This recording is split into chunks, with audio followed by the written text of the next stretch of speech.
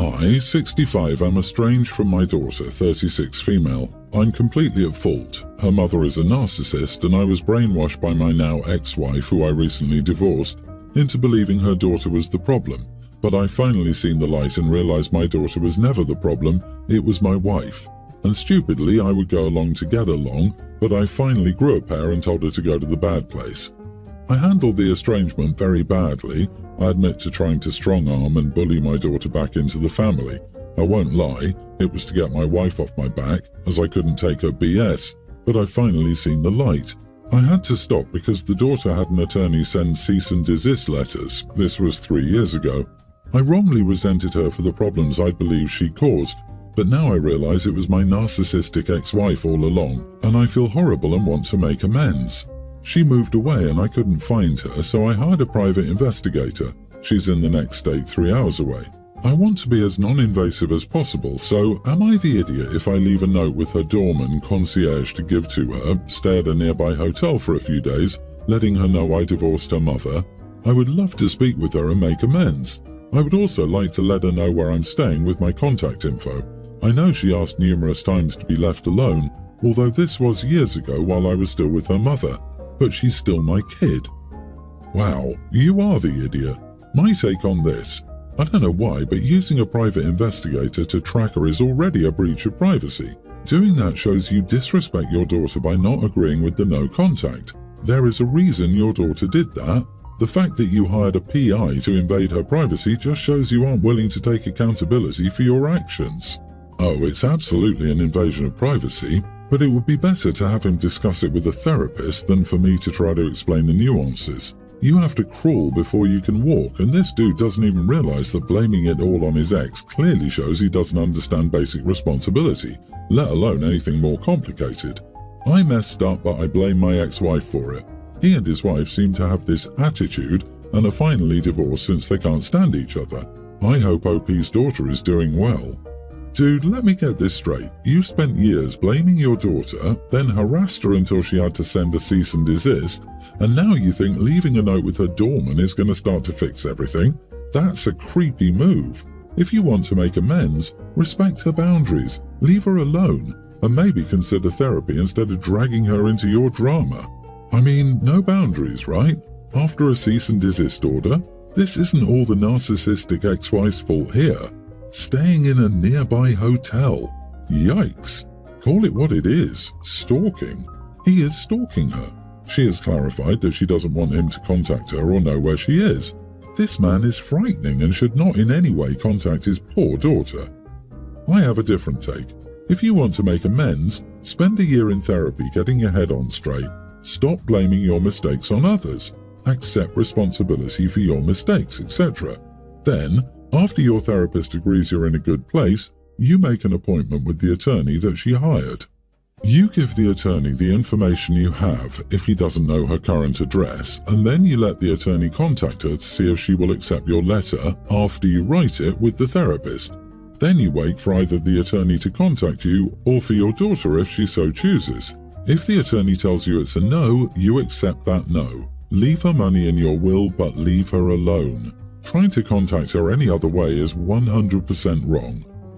I had my son, a young teen, as a teenager. His dad was my cousin's boyfriend, 28 then, and I admit I was a witch for doing that. I got my karma because he's a deadbeat, and I got no help from my parents as punishment for betraying my family.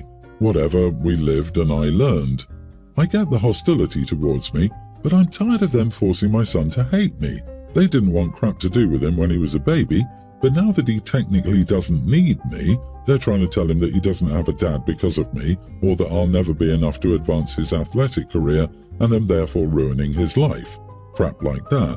I begged them to stop, but they say that they're simply telling him the truth, and it's up to him to decide if he wants anything to do with me, and that it's the consequences of my actions. I get it, I really do, but this is insanity. I tried to limit their contact even though my parents threatened to stop helping me pay for his sports. Sure, it meant more work for me, but it's nothing I can't handle. Anyway, it turns out my attempts were in vain because my son was still seeing them behind my back, and I only found out because my son started crying to me because of all the stress that had been building up. He was only still meeting them because my dad promised he'd buy him high-quality sports gear so long as he wouldn't abandon his grandparents. I was furious, so after I put him to sleep, I stormed over to my parents' house, and I admit I lost it a little. I took the high-quality sports gear and threw it at them before telling them that they don't get to hold a decade-long mistake over my head. My mom just said I ruined her relationship with her family and that the consequences I'm facing are nothing compared to the things she had to deal with thanks to me. She kept going on about consequences, while my dad told me to expect harsh consequences from my son for taking his sports equipment. He also said something about choosing my pride over my son's dream. I snapped and told them that I didn't care about the consequences, that the word had lost all meaning and they all just sounded like idiots to me. My parents got extremely angry and said that my attitude was doing me no favours and there was a reason no one was on my side and no one was willing to forgive or trust me. Then they kicked me out of the house, and now my older sister won't stop calling me just to yell at me for not learning crap the past years and continuing to disrespect my family, especially my parents. I'm just exhausted and I need to know, at least temporarily, if I'm the bad guy here. Am I the idiot? Not the idiot. They are choosing to not only hold your mistakes against you, but they're actively manipulating your son and damaging his mental health to get to you. Honestly, even though the cheating was definitely not a good decision, the fact that you were raised by these people and ended up possessing any kind of moral compass at all is pretty remarkable, and you ironically seem to be the only one in your family who has one, so kudos to you for that. While what you did is crap, you're not a homewrecker. They weren't even married. He also cheated. Whether it was with you or someone else was most likely just a matter of time. There are always two sides to the coin. Honestly, I can't get over the fact your family is still punishing you for something that happened when you were a teen. A literal child yourself. You were groomed and they don't even care? Why are they projecting their anger onto you and not the 28-year-old who cheated on your cousin and impregnated you? Ugh, I'm so sorry for the circumstances you're in. Probably best to go low or no contact. Expensive sports equipment be damned. Didn't the cousin also dodge a bullet, and shouldn't they ultimately be happy about that? If they're being mean to you, I mean. OP, please talk to your son. He's a young teen, you can be open with him. He knows you're a good mum, and he knows you love and support him. Tell him that you are who you are in spite of those people who shunned you and made life much harder for you both. Your parents are scummy people. I, female 27 and my husband 30, have been together for 7 years and are currently expecting. I'm 27 weeks pregnant, and at the time of this event I was 25 weeks. The other important people in this situation are my younger brother, 23, his girlfriend, 23, and their child, a young male grammar schooler. They're young parents, obviously, and had their baby while they were still in high school. As I mentioned, I'm 27 weeks pregnant, and my doctor has told me I have a high-risk pregnancy due to placenta previa. Because of my condition, I have no choice but to have a scheduled C-section when it's time, and when I found out, this was really upsetting news. I always planned on a natural birth, so it just kind of hit me hard.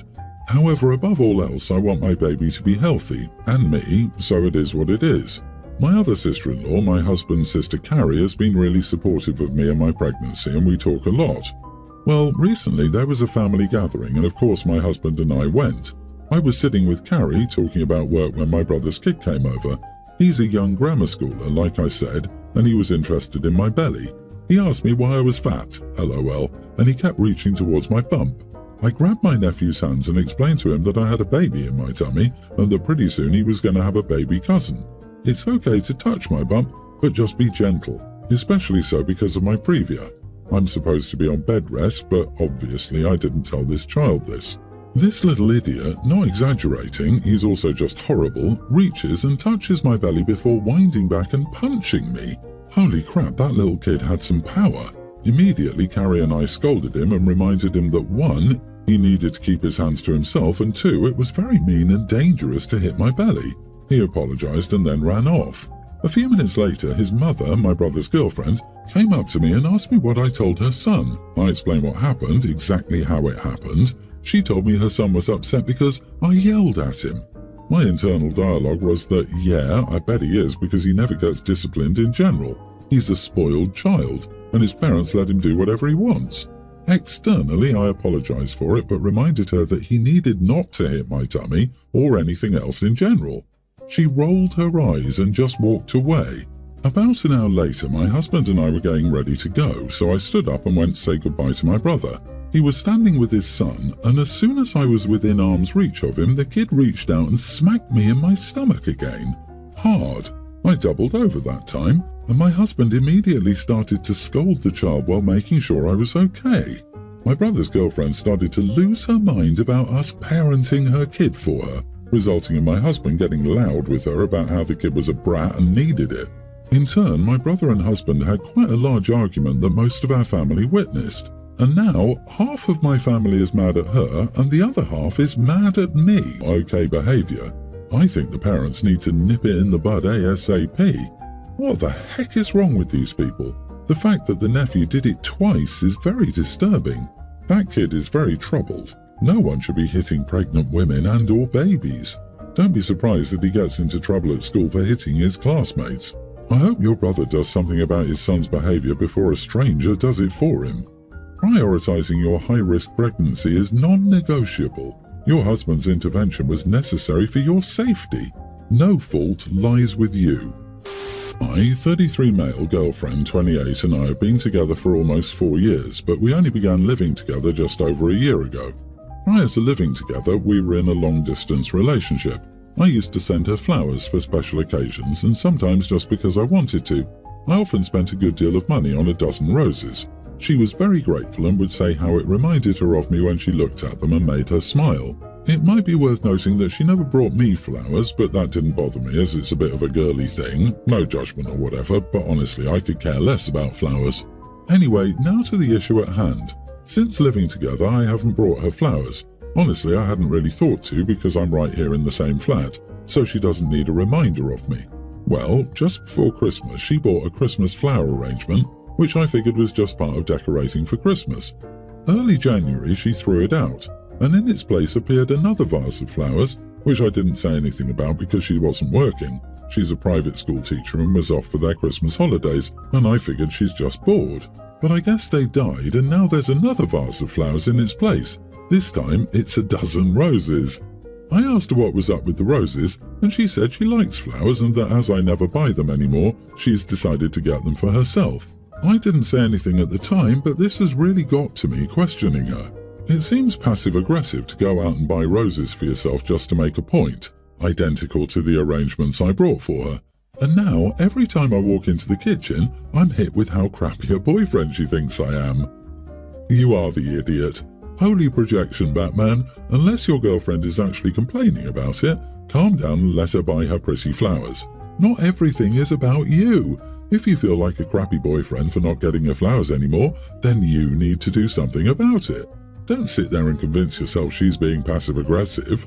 This, even when she doesn't complain, doesn't guilt him about it, buys her own damn flowers to enjoy, somehow it's still her fault.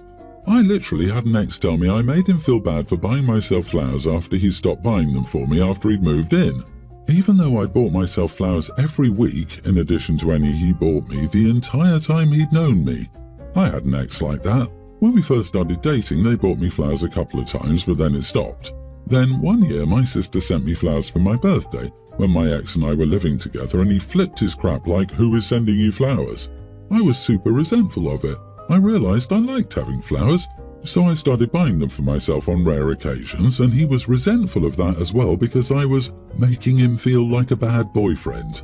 Like, dude, the solution is literally in front of your damn faces. She's not asking for a Chanel or a Louis Vuitton. She's asking for some flowers or whatever small token it is that makes her feel loved, valued, and appreciated, even if it's just spending time with her watching movies. And for the love of God, lose the "I already have her so I don't need to keep trying" mentality. You never stop dating your partner. Ever. I'm in a bit of a family predicament and could use some outside perspective. My son, who's nearly an adult, recently won $1,500 by gambling online. He got into this after watching some gambling streams, and it seemed like he wanted to experience the thrill himself. Yes, he did have to indicate he was over 18 to play, but the bigger issue for me was the gambling himself. When I found out, Stake sent him a congratulatory email, which I saw, but he didn't come clean. I decided to step in as a parent. I chose to confiscate his winnings, not primarily because he lied about his age, but because I wanted to underscore the risk and potential addiction associated with gambling. I felt this could be a slippery slope for a teenager, especially given how easy it was for him to win this time.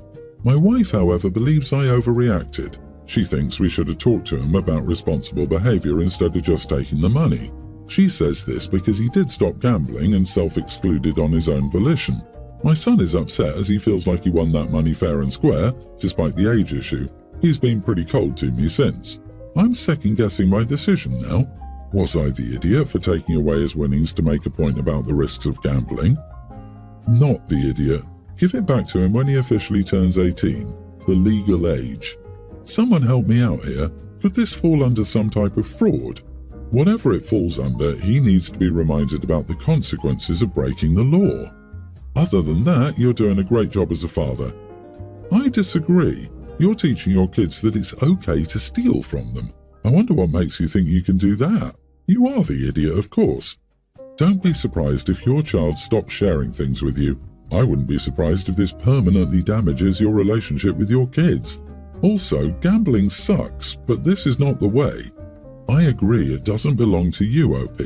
It's quite possible that your son will get into trouble, also you as parents, and that money may be forfeited. So it's okay to keep hold of it until you find out. But it's not your money. Where's the communication? Your son is nearly an adult. In less than 365 days, he will be a legal adult and able to move out, gamble the days away, and never listen to another word you say ever again if he so wishes. Stop treating him like a child. Talk to him, negotiate with him, stop and listen, validate his feelings, or you could lose him.